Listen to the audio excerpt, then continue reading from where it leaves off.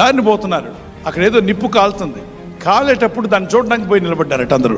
కాలిపోతున్న కారును చూస్తున్నారు. ఆ కారు ఏమనుకుందంటే, పాపం వీళ్ళకి సెల్ఫీలకి సరిగా సరిపోవట్లేదు, నేనే వస్తాను ఉండండి రా అని చెప్పి వచ్చితే పరుగు. ఒకడు బైక్ కూడా బారేసుకుని పరుగు. ఒకడు బ్రిడ్జ్ మ్యాండ్ కూడా కిందకు దూకాడట. అది వస్తుందని ఎవరు ఊహించలా. సచిన శవంకనికి లేచి వచ్చినట్టు.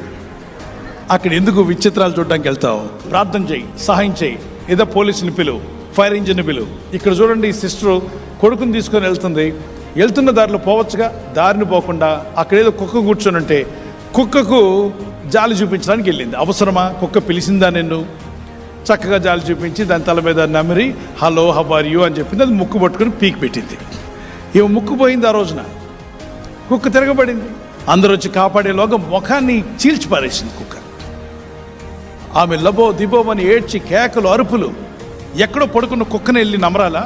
తనకు పట్టని జగడమును బట్టి రేగువాడు దాటిపోచున్న కుక్క చెవులు పట్టిన వాటితో సమానుడు. అంటే నీకు అవసరం లేదు, అసలు ఆ గొడవతో నీకు సంబంధం లేదు. అవసరం లేని ప్రతి దాంట్లో ఏలు పెడతాం ఎందుకు?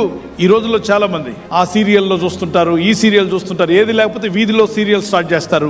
వాళ్ళు అలా అంట, వీళ్ళు ఇలా అంట, ఆ అమ్మాయి అలా వెళ్ళిందంట, ఈ అబ్బాయి ఇలా ఎందుకు? అవన్నీ అవసరమా?